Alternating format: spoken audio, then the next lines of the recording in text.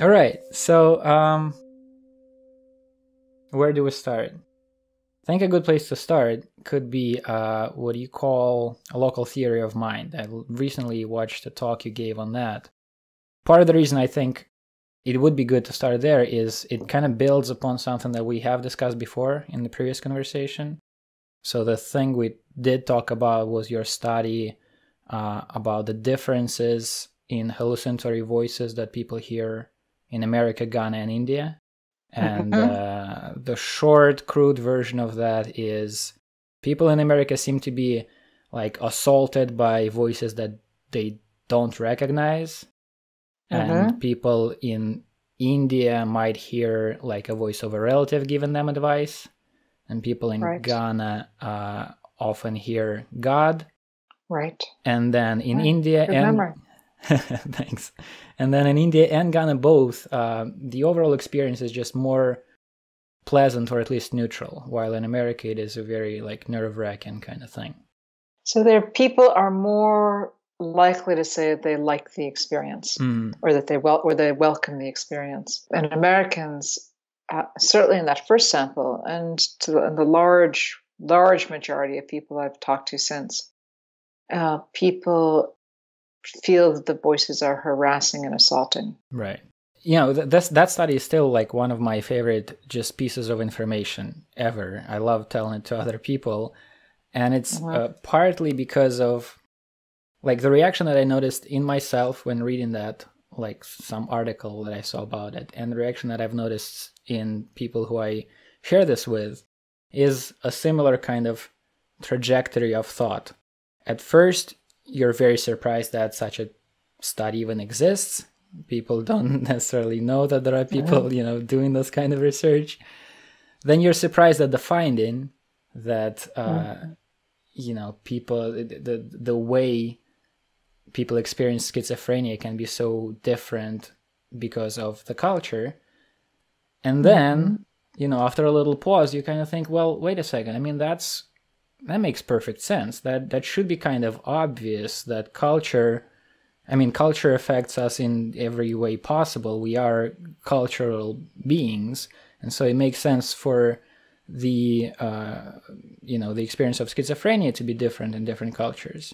And then what you're left with is not even the finding itself, but the questions that opens up. The relationship between culture and our, direct experiences, our thoughts, our emotions, our hallucinations, if we have any, and how we treat our experiences and all that kind of stuff.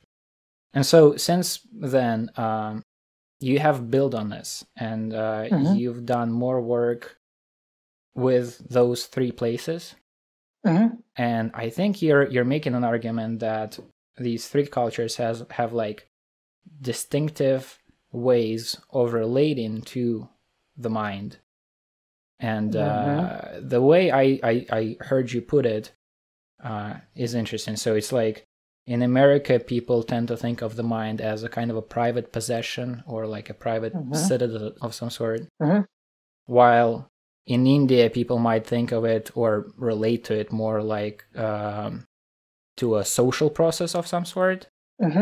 And then in Ghana, there's a kind of an emphasis on the ability of the mind or thoughts, the inner life of a person to affect the world outside. Is that the right summary? Right. Yes, that's great. And the mechanism of that, what is, so you're saying like there's something within the culture that shapes the way we think about our experiences. And that in turn kind of creates the experience, like we pick out different parts of what we might be experiencing. Is that the drift? I think so. I mean, I use the phrase cultural invitations. So there are things that happen in the world around you that happen to a lot of, so that we call it by culture, and we mean that the things that you see and observe and you draw inferences about, you're making judgments about, you're kind of coming to conclusions about. And for those to be cultural, you'd expect that they would be shared by a lot of people. That would be something that would be relatively common in your world. And the way that I imagine the way that I tell the story to myself. I think that humans are always conflicted. They have conflicting intuitions about their own experience of their thoughts. So we have this mental experience of consciousness. We're aware. We're aware of thinking to some extent. We're aware of being an I. We're aware of an intelligence that observes our experiences in space and time. And I think that we have developmental psychologists and others could document some conflicting invitations that I think humans everywhere have the intuition that awareness is part of the body and it goes to the body. Mm-hmm. But you could also, there are many things people say and experiences they have, or even just the experience of dreaming, that can lead you to draw the conclusion that something about your awareness is different from your body. You could have the intuition that what you think affects the world directly. So this is like a very basic part of magic and religion and childhood. Americans have this little game. Kids will not step on a sidewalk crack because it will break their mother's back. And of course, nobody That game believes exists it. in Russia as well. Yeah, so nobody really believes it, but it's a game. And the game depends on the idea that it might happen, that there's some consequence. Right. And yet, all humans, perfectly well that not everything you think affects the world directly. But humans are also, we're all, having, if we want something passionately to come through, we often wish for it very, very hard. Even if you're watching a sports performance, right, they'll move your body to, make the ball move a certain way or something. It's like there's this kind of wishing affects the world, but that wishing doesn't affect the world. You own your thoughts. Your thoughts are generated by you. That's a very basic human experience. But we also have all of these words and phrases to describe intuition, to just, it came to me, I was inspired, it was the muse. We can be overwhelmed by anger. You can have this wash of feeling that seems to come from the outside. And so there are all these kinds of, very human contradictions.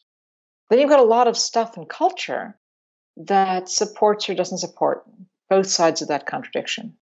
So, reading about Harry Potter, Harry Potter definitely invites you to think that, the trained mind and a good wand can affect the world.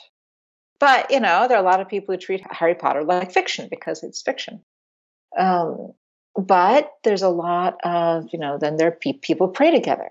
Mm-hmm. There's some people who go to church and the church is very clear that you should pray. And the prayer doesn't affect the world directly. It kind of goes through God. But nevertheless, there's all this kind of sense that, and there's a sense that what you think you should attend to, and, you shouldn't think bad thoughts about people. And maybe that's a particularly Christian invitation. So, if you're a Christian, then you have a church that is very articulate about the fact that behaving like a good Christian is not enough. You must have an inner experience that, asserts that you are a good Christian, that you hold Jesus to be your savior. And so I think in different social worlds, while there are all of these contradictions, people's experiences is complicated, individual people are different, they have different traits and styles, but there are also pieces of that world that invite you to think, kind of to bend on those contradictions in somewhat different ways. One of the evident ones in an American setting is the importance of psychotherapy, mm-hmm. So, in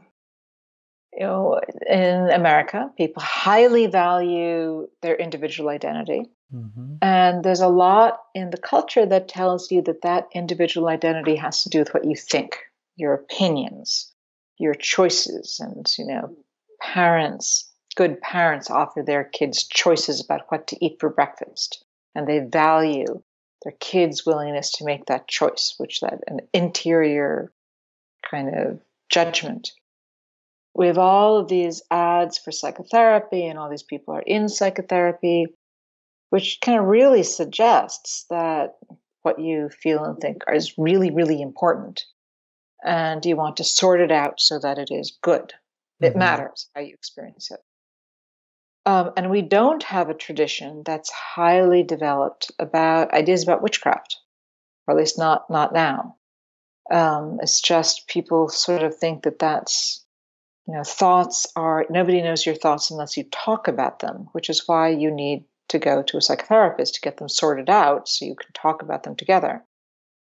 Ghana is sort of, I understand, best because there's such a big feature of the social world, which is that there's this tradition of thinking about some people, special people, as having the capacity to bewitch. Mm-hmm. And, in different social worlds, Ghana is going to be different from the Sudan.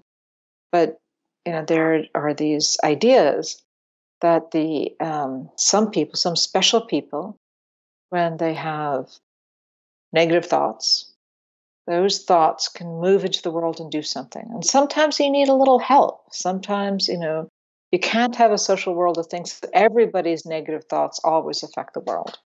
But, so any system of magic or witchcraft is going to constrain how those thoughts work. You'll have special people, or they'll need to be specially skilled, or they'll need to use a special object, or they'll need to say certain special words. Probably, this is some work that we're doing, probably the more the special person says words out loud, the more people will think that those words have power. That even if nobody else can hear them, if they're spoken out loud, then they're more likely to have power. And, depending on the power of the person. So in Ghana, people will often say, no. I mean, anger can only affect the world if it's a witch who's angry. And then the witch has to do something. You keep talking and they'll say, well, but really powerful witches, they don't even have to know what they're thinking. That just happens. Or when somebody is really angry, it doesn't matter, whether they're trained as a witch or not. It'll just happen. Mm-hmm. And so I kind of imagine a human in that setting drawing all these inferences, making quick judgments about what the mind is capable of and what it's not. And even though the human has complicated ideas, there's a kind of little cultural push to think that the mind has powers. And I think, what I see in Chennai is just this phenomenon that I'm kind of aware of that you can see, which is that people are kind of very aware that hierarchy is very important, and so that what the significant older person thinks about a younger person can be more important to that younger person than what the younger person thinks. So this comes from what? Just the idea that hierarchy is important? Well, I mean, people will talk about the South Asian and East Asian world as interdependent. Mm-hmm. So lots of ways that people evaluate this. I'd say my friend and colleague Hazel Marcus will, have people draw the people around them as, draw your social life and represent yourself as a circle. And everybody else is a circle. And then she'll do things like ask, are the circles close together or far apart? Mm-hmm. In Americans, we actually just did a version of this where we took these, little circles, pictures of circles, and you say, which best describes you? What best describes you and your family? You've got like one pattern of circles where you've got these separate little dots, and there are other patterns of circles where the circles are overlapping. Mm-hmm. And, and again, the world is complicated, but Americans, on average, are a little more likely to choose the separate dots. And Asians are a little bit more likely, on average, to choose the interconnected dots, which doesn't mean that there aren't Americans who will do a totally interdependent dot, and there aren't Asians who will do a separate dot. But there's a little kind of difference in pattern. And the ethnographies of South Asia, really describe people in relationship to each other. Like there's a great book by Madison Mines that sort of says, people become independent over time. So that's the achievement of maturity, is that you become your own person with your own thoughts. But that's not the way you grow up. That's not the way that you are encouraged to, by the way that you sleep with other people. Like Americans always put kids in their bedrooms to develop their independence on their own after the age of 18. That doesn't happen very, very, other places. And so I think there are these little differences, or many, many differences that can be small, that people should begin to have expectations about how thoughts should work, what thoughts can do.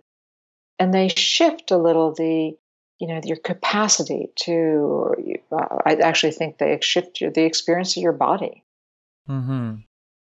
One of the things that we see is that in Ghana, people will judge that when God speaks with more of a hearing quality. There's more of a sense that Americans have a really sharp boundary between their mind and their world. There's a lot in their culture that invites them to think that their mind is really separate from the world. And their mind is a different kind of stuff. Their mind is immaterial. Thoughts aren't real.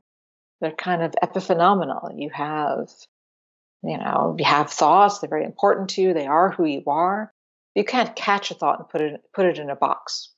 That it's a different kind of stuff. And I think in Ghana, there's just, if you've got what Charles Terrell would call a more porous mind, a mind in which there's a sense that intentions aren't just in humans, but they're also out in the world. And what you think can kind of affect the world, and what happens in the world kind of affects you, and in supernatural ways. Mm-hmm. And you've got less of a sharp line between mind and world anyway. Mind stuff is not wholly different from world stuff because it affects world stuff. That anger, it's not just affecting your body, it's affecting somebody else's body. And I think that is why when we talk to people about experiencing, so God speaks. So that's what it is to be a certain kind of Christian. So this is like in all of these countries, in this particular part, you're talking to Christians of the same kind of denomination, right? So I've spoken to, so we've done, my specific comparison before we did a big project was with Christians. Mm-hmm. So I was looking in 3 churches that had, were what you would call new charismatic evangelical Christians. These are churches which are all kind of similar in some ways. They all share many characteristics that emerged in the 70s. These are the kinds of churches people think of as the mega churches. They're high tech. They tend to be, middle class aspirational at least. And their pastors are all reading kind of the same books. And in all these churches, God is a friend and he will talk to you. Mm-hmm. So the first iteration of this process, I went to, I'd been doing this work in that kind of church in Chicago and then in the South Bay, California. And then I went to a similar church in Accra and a similar church in Chennai. So Ghana and India. And that was also where I was talking to folks with schizophrenia. So that was also people in the same city who were different kinds of people.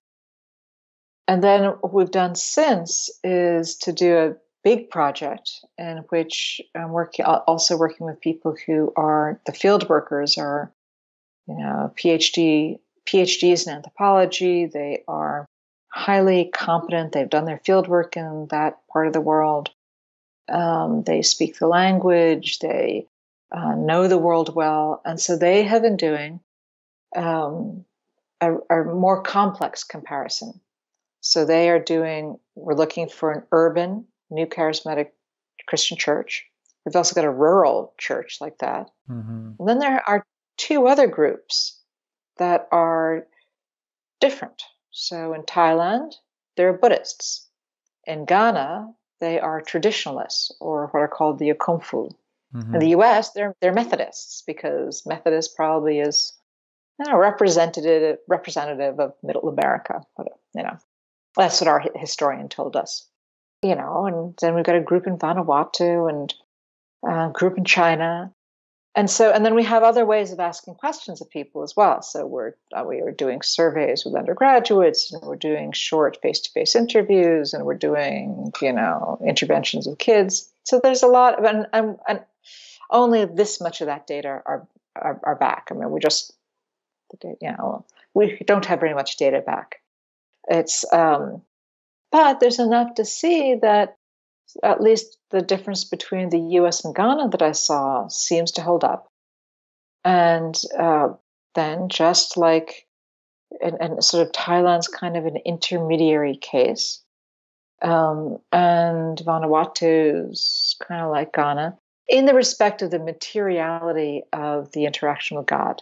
Mm-hmm. So all these Christian churches, they all share the problem that they've said that God is a friend, he's going to talk back. So the Christians are making a judgment about, they have to identify when God speaks, and then they have to, and they have a sense of what that feels like. And what I think we see is that for the Americans, who highly value this interior experience of mind, God speaks back inside the mind for the most part. And they tend to be worried that if they have auditory or sensory experiences, other people will think that they're crazy. Mm-hmm. And that is just less true in those other domains. In Ghana and Vanuatu, you have kind of the highest number of people in this small sample, but in many different samples, saying that that the spirit feels really external, and when it talks, it has a hearing quality, where you can see it, or you can smell it, or there's something that's more physical about the spirit. So it's as if people aren't pulling. It's as if in America, I think, the people make a judgment about what's real that's really categorical. It's yes or no. And the question is it of the material world? Mm-hmm. And then the spiritual stuff is complicated and messy. But there's sort of mind stuff, and there's stuff that's real. And there's a sharp dividing line between them.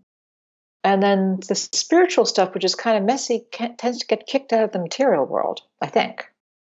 Or people, something like that. I mean, I think that what happens with spiritual things is that people are really making judgments about events that feel non-material. They feel mm-hmm.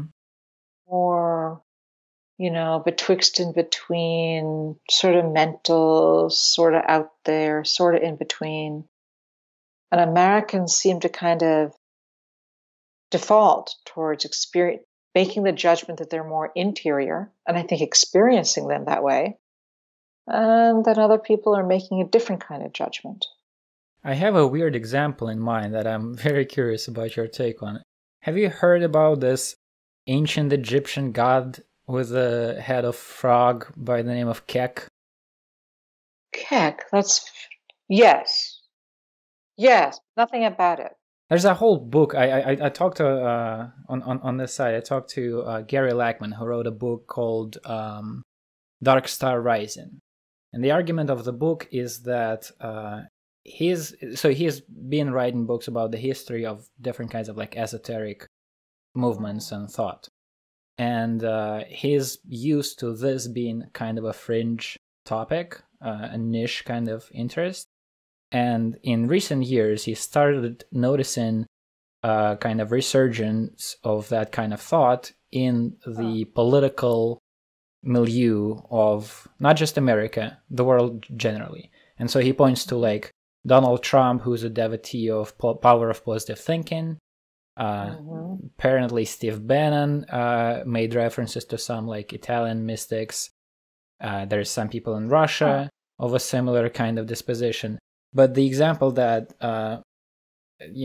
stood out for me the most is this thing with the internet and memes and how they affected the election, the 2016 election. And the story there has to do with, so there was, I'm gonna summarize it as quickly as I can.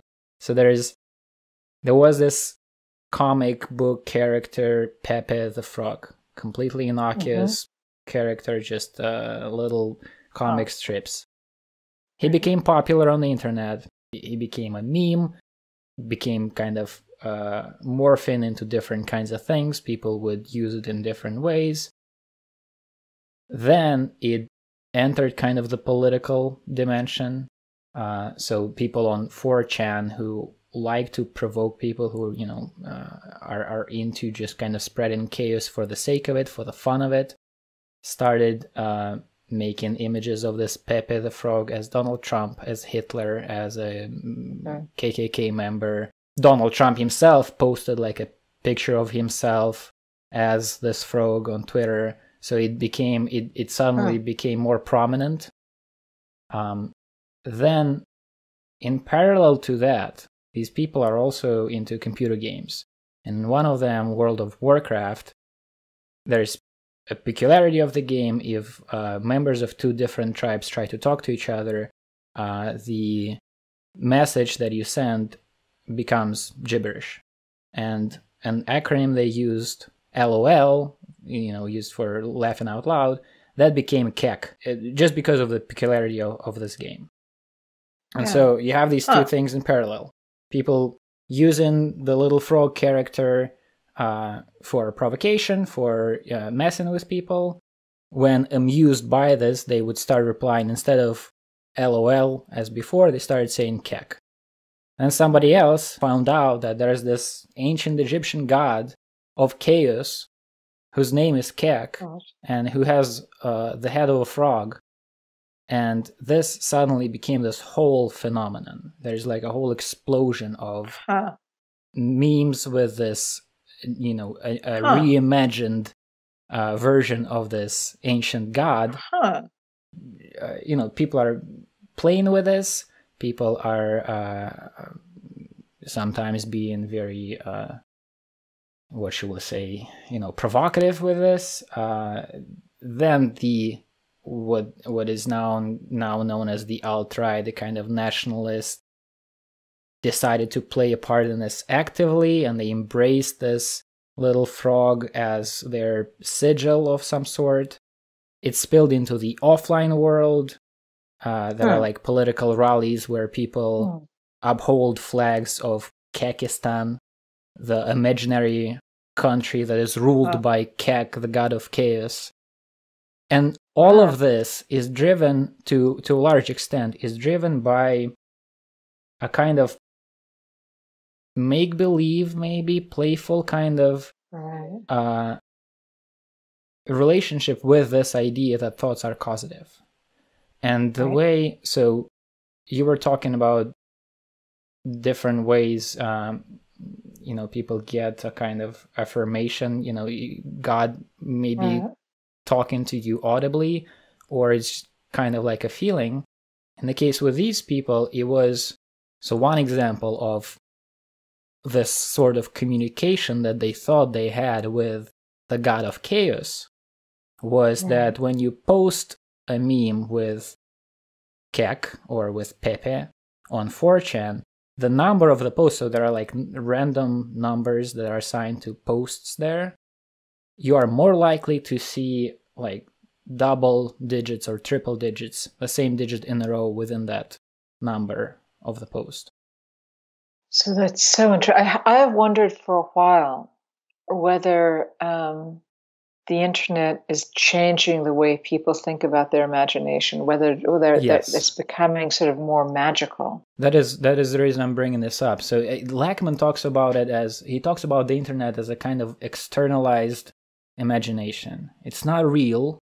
That's really interesting. But it is something you interact with, and in case with this particular phenomenon, there is this, you know, idea of thoughts being causative and memes being causative, and you put something out there and you see what happens, right? So this is great. So this is Peter Luhrmann? Gary Luhrmann. Gary Luhrmann. L-A-C-H? Yes. And does he publish in the real world, or he does? Yeah, no, he's a pretty respectable, I think, writer. I think he's been published by like Penguin. Okay. So let's see. What am I trying to point to with this story? I thought about this when I was listening to your talk. So you're talking about different ways people relate to, you know, this whole sphere of human experience in different cultures, and you said that in America it's, you know, that there's less of an acceptance of the idea that thoughts are causative, and this is an example of, you know, this is mostly Americans doing this thing. And I was thinking, so I see kind of two ways of looking at it. Either maybe the culture is changing a little bit towards that more magical thinking, or because of the fragmentation of culture, maybe there are pockets within the American culture where this is totally acceptable, and now maybe some of them become more noticeable or more influential. In this case, maybe because of the internet, right? So one of the things I saw among the evangelicals in America was what I started to describe as a hyper real God. So I thought there was Americans, and we know this now through our comparison, and I think it's true anyway. You know, Americans, when they talk about God, are really concerned with whether God is real. So they give you arguments, they say they've demonstrated this, and then they give you spiritual experience, and it's that God is real. I know it's real. But what they also do is they talk about God. They're aware, because they live in a secular society. They're often very aware of their own uneasiness about whether God is real. So that's partly why they're giving you all these reasons, and there's this kind of scientific argument, and then there's this, well, and I really felt it, and it's a mystery, it was crazy, I really felt it. But then they'll do things. C.S. Lewis wrote a book called Mere Christianity, big deal in this world. And he said, let's pretend in order to believe.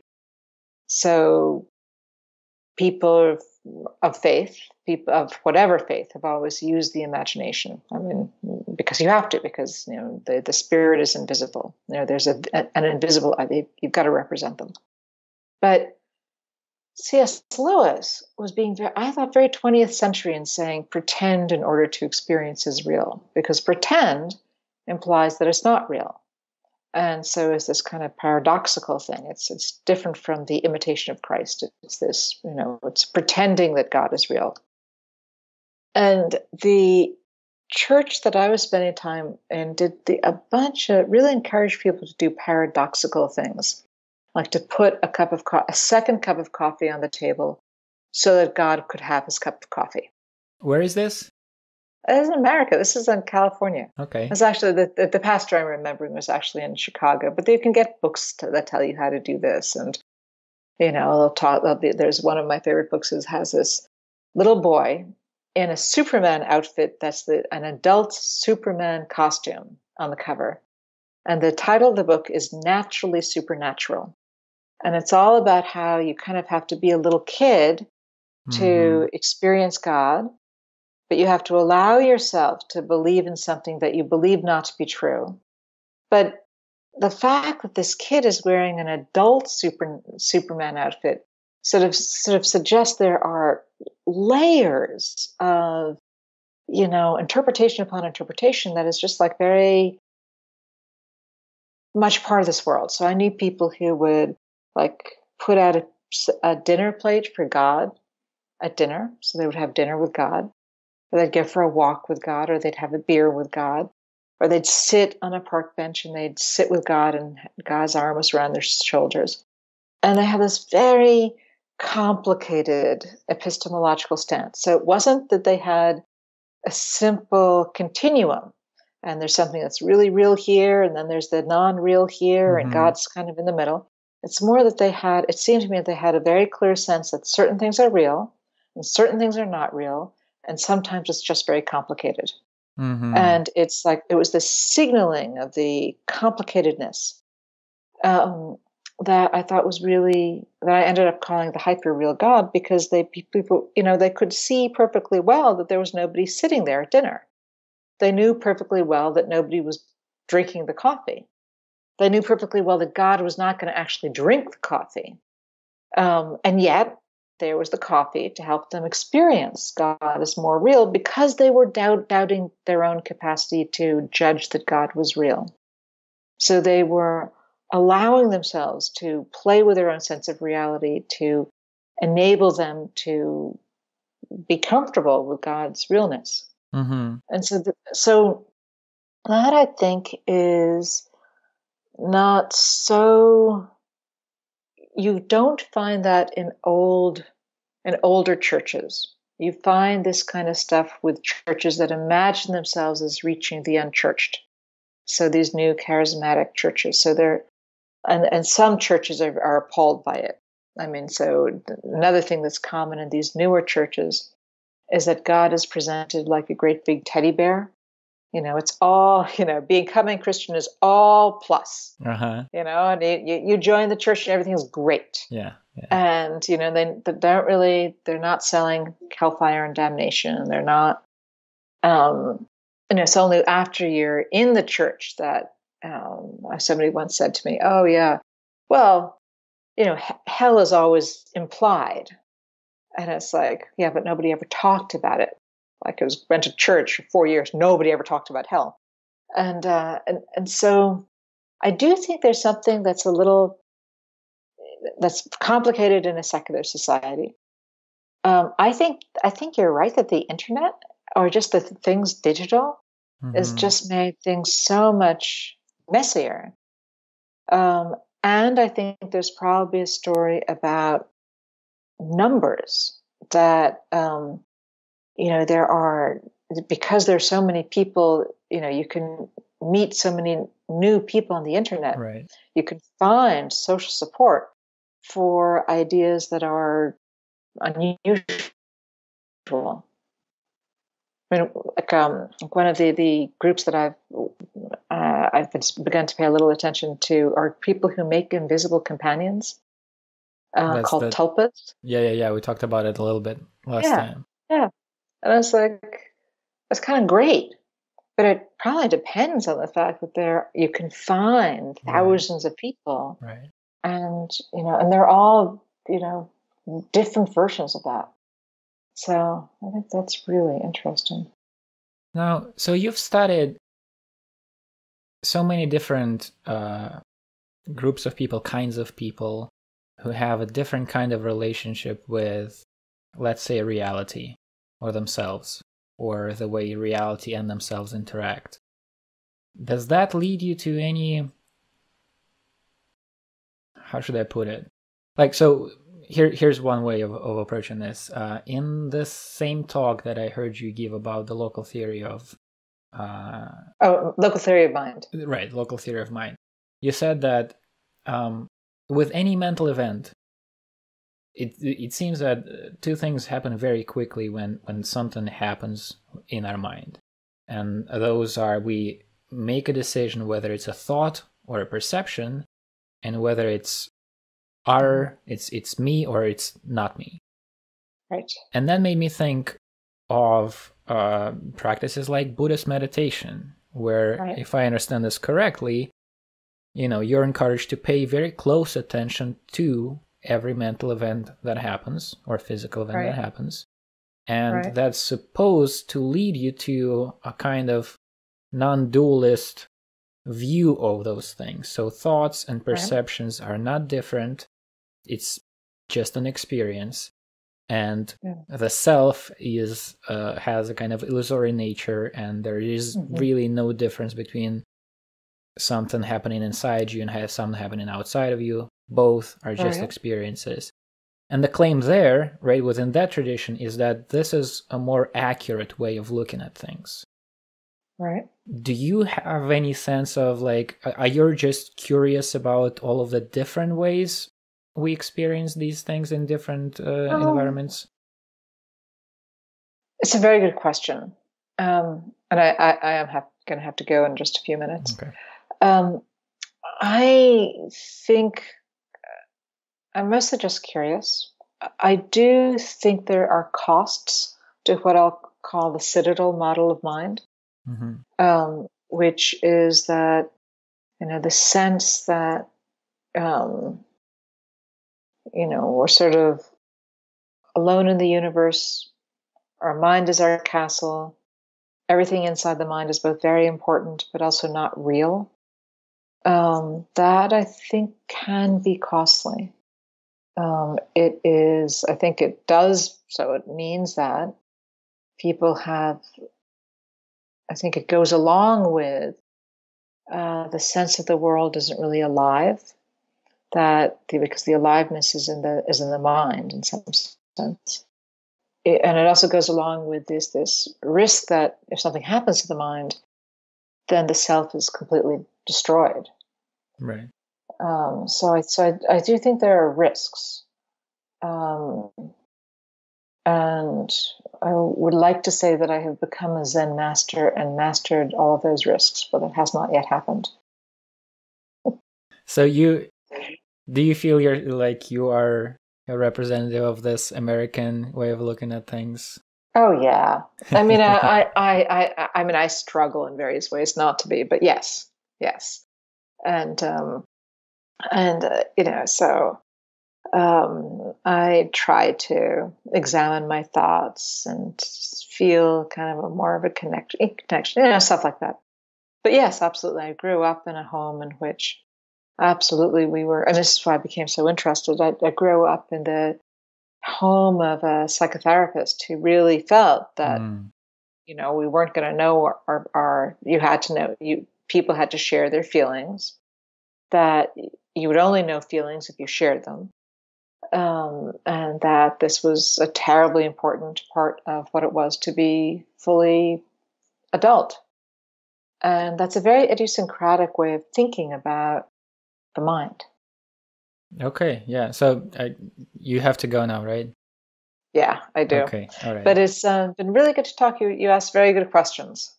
Well, I'm very happy to talk to you, and if you ever have the time, I would be, I have another page of all these questions written down. Right. Okay, well, maybe in a few months then.